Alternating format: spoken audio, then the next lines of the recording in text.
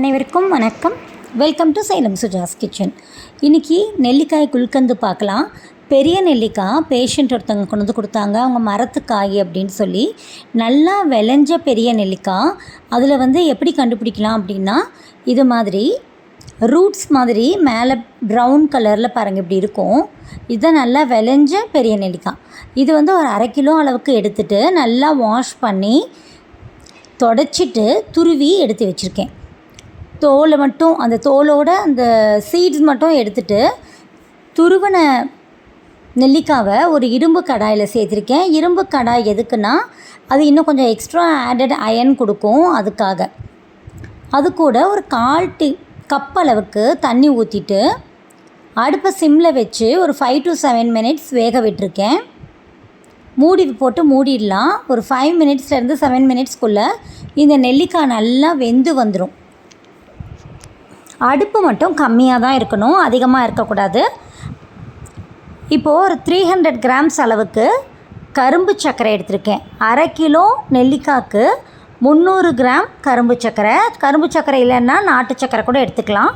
அதுக்கு ஒரு 1/4 டம்ளர் தண்ணி ஊற்றி கொஞ்சம் கொதி வந்ததும் அடுப்பை ஆஃப் பண்ணிடலாம். இதுக்கு பாகுபதம் அப்படியெல்லாம் ஒன்றுமே இல்லை, வெல்லம் கரையணும், அவ்வளோதான். இப்போ இந்த நெல்லிக்காய் பாருங்கள் நல்லா வெந்துருச்சு. ப்ரெஸ் பண்ணி பார்த்தா தெரியும் நல்லா வெந்துருச்சான்னு. நல்லா வெந்ததுக்கப்புறம் தான் நம்ம அந்த கரும்பு சர்க்கரை தண்ணியை, வெள்ளை தண்ணியை ஊற்றணும், இல்லைன்னா அப்படியே இறுகிடும். அது மட்டும் நல்லா பார்த்துக்கணும். நல்லா நெல்லிக்காய் வெந்ததுக்கப்புறமா இந்த கரும்பு சர்க்கரையோட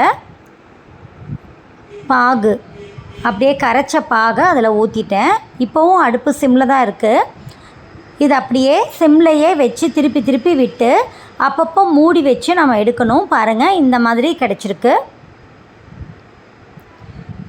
நல்லா வெந்து அந்த சர்க்கரை பாகில் இருக்கிற தண்ணியும் விட்டு அதுவும் ட்ரை ஆகணும். அது வரைக்கும் அப்படியே சிம்லையே வச்சு நம்ம திருப்பி திருப்பி திருப்பி போட்டால் இது மாதிரி ஒரு ஜாம் மாதிரி கன்சிஸ்டன்சி நமக்கு கிடைக்கும். இதுதான் குல்கந்தோட கன்சிஸ்டன்சி. நல்லா ஃபுல்லாக தண்ணி வற்றிடணும். அதுக்காக ட்ரை ஆகிடக்கூடாது. நல்லா கொலன்னு இருக்கும்ல, அந்த மாதிரி ஸ்டேஜ். இப்போ அடுப்பு ஆஃப் பண்ணியாச்சு. இதை இந்த பேனில் வெல்லம் கரைச்சோம்ல, அந்த பேன்லேயே போட்டிருக்கேன்.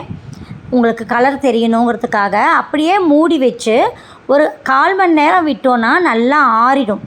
நல்லா ஆறினதுக்கு அப்புறமா ஒரு 1/4 கப் அளவுக்கு தேன், சுத்தமான தேன், இது எங்கள் சம்மந்தி வாங்கி கொடுத்தாங்க தேனியிலிருந்து. அந்த சுத்தமான தேன் போடணும்.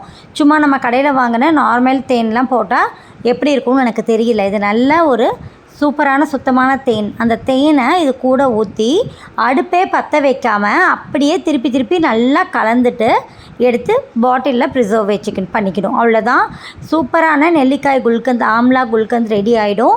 இதை ஒரு காலையிலையோ இல்லை நைட்டோ ஒரு அரை டீஸ்பூன் அளவுக்கு டெய்லி சாப்பிட்டுட்டு வரலாம். பெரியவங்க சின்னவங்க எல்லாருமே சாப்பிட்லாம். நல்ல இரும்பு சத்தும் கிடைக்கும். முடிக்கு, ஸ்கின்க்கு எல்லாருக்குமே நல்லது.